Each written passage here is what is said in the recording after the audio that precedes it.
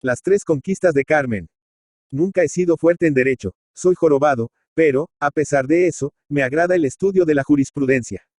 Tengo un amigo, juez de primera instancia retirado del servicio, que suele ilustrarme en cuestiones de este género. Anoche tuve el placer de dirigirle por escrito una interpelación, y esta mañana he recibido su respuesta. Como el asunto de que trata es muy interesante, incluyo aquí su carta. Muy querido amigo. Aunque me tiño, tengo canas. Y hago a usted esa observación porque me falta al respeto preguntándome lo que me pregunta. ¿Ha tenido derecho el señor gobernador del distrito a prohibir a las mujeres que no son señoras la entrada al jardín público del Zócalo? Contesto afirmativamente. La autoridad puede, indisputablemente, prohibir esos espectáculos promiscuos, como usted puede, sin que ninguno se lo impida, separar del corral en donde tiene sus gallinas japonesas, los animales que le sean nocivos. Esto es lógico. En lo que yo presumo que se equivoca la prensa y el gobierno es en la pretendida importancia de esas desgraciadas. Tienen una reputación usurpada, como esos solterones que pasan por peligrosos desde el periodo de Santa Ana y son incapaces de romper un plato. Son como el Teatro Arbeu. Todos vaticinamos que se incendiaba la primera noche de su estreno, y Villalonga perdió todos sus dientes antes de que el siniestro aconteciera. A este propósito, voy a contarle a usted mis impresiones personales. Hace 60 años, 3 días, 9 minutos, que este obediente servidor de usted arribó a México. Mi padre había puesto en mi cartera de cuero, no de Rusia, 3 libranzas de a 1000 pesos, y me había dicho como en la gracia de Dios, busca tu vida. Lo primero que yo busqué para ponerme en orden, fue una chaqueta de Maun, 2 botas de baqueta y 3 docenas de paliacates colorados. Puse estas provisiones en un gran baúl, cerré el candado, y después de las despedidas habituales, tomé asiento en un enorme coche de colleras, cuyo mayoral tenía todas las trazas de un mendigo. Como mi pueblo estaba a 50 leguas de México, tardé mes y 2 días en todo el viaje. Llegué a la ciudad cuando ya el sol se había puesto detrás de las montañas. Era noche de luna, sin embargo, las calles estaban completamente a oscuras. Yo, pobre provinciano que no había soltado aún el pelo de la dehesa, sentí que el corazón se me saltaba al divisar las torres de la catedral y poner mi planta profana en las losas desquebrajadas de la calle. Estaba en México, absorto en mis pensamientos y maravillado de mi propia fortuna, me dirigí a la casa de unos tíos que ya estaban dispuestos para recibirme, y en cuya casa, limpia como una taza de plata, pasé mis mocedades.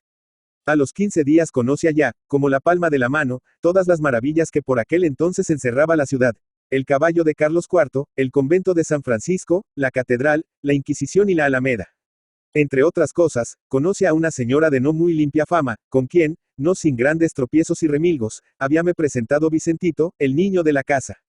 Se llamaba Carmen. Malas lenguas afirmaban que su más poderoso arrimo era un cierto oidor, un certain dervis, que, como casi todos los oidores del tiempo virreinal, solía ser sordo.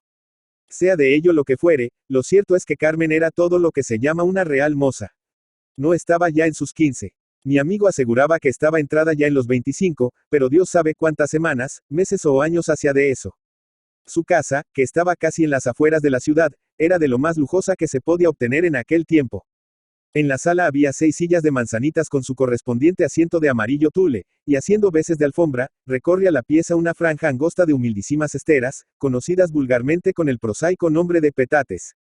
Sobre 2 rinconeras elegantes, en cuyas columnas no solamente había manzanas, sino otras frutas y diversas flores dibujadas, estaban 2 pantallas hermosísimas, supremo lujo de aquellas épocas felices. Aquel debía ser algún obsequio del oidor. Todo en aquella casa estaba puesto con un lujo idéntico, desde la cama de madera pintada de verde, con el sacrificio de Abraham en la cabecera, hasta el pañolón de malinas que Carmen se prendía con exquisita gracia sobre el seno. Aquellas fueron mis primeras relaciones amorosas. Conservo aún la cuenta. Me costaron 512 pesos.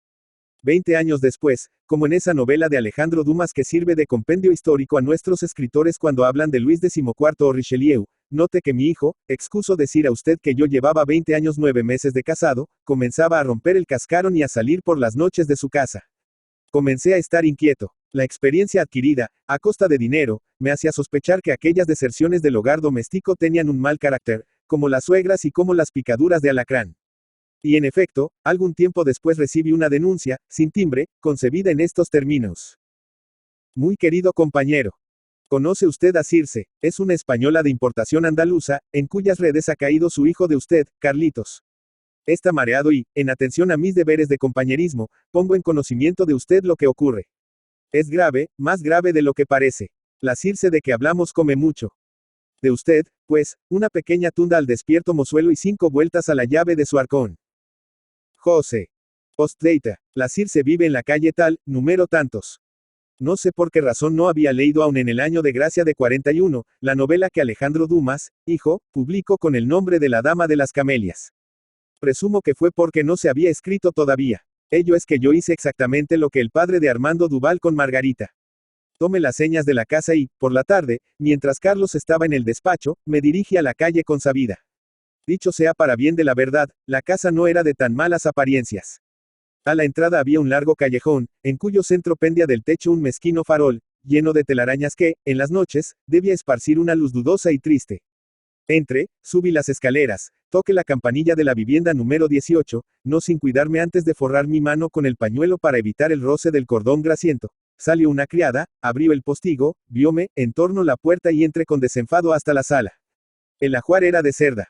En las paredes había 4 o 6 cuadros de esos que representan la historia de Atala o las aventuras dramáticas del último abencerraje, estampas coloridas y encerradas en marcos de madera, con su vidrio verdoso puesto a modo de defensa, y que hoy suelen hallarse en la alcaldía de algún pueblo rábono o en la sala de algunos baños de apeseta.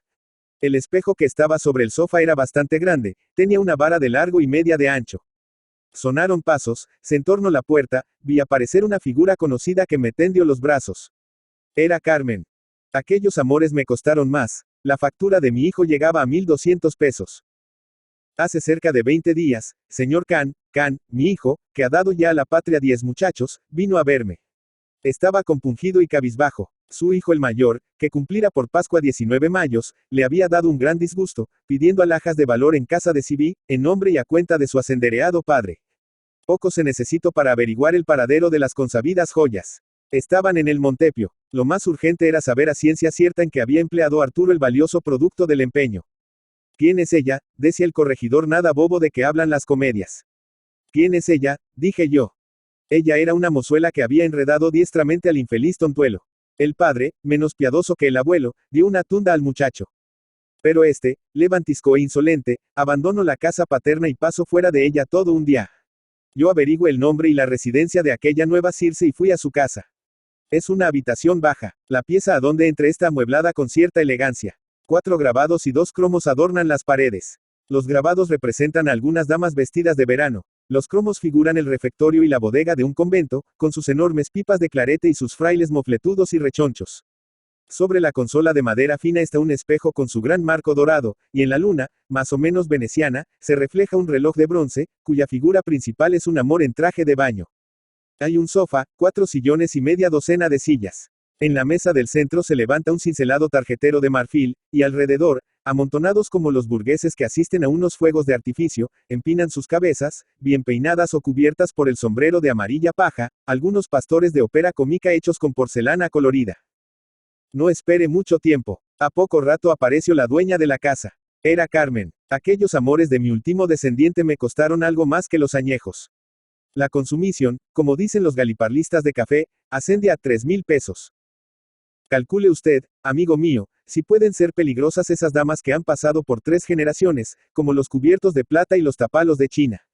Quienes caen presos en sus redes son de seguro tontos. En ese número, caballero, nos contamos mi nieto, mi hijo y yo.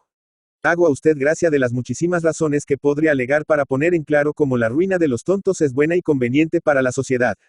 BSM. C. DZ. Hasta aquí la carta. No agregaré una frase más. Ya dije más arriba que no puedo escribir sobre derecho. Soy jorobado. Manuel Gutiérrez Nájera. Manuel Gutiérrez Nájera, Ciudad de México, 22 de diciembre de 1859, y 3 de febrero de 1895, fue un poeta, escritor y cirujano mexicano, trabajó como observador cronista. Debido a que trabajo en distintos hospitales, utilizo múltiples seudónimos, no obstante, entre sus contertulios y el público, el más arraigado fue el Duque Job. Se le considera el iniciador del modernismo literario en México. Se le considera el dios del modernismo literario en México.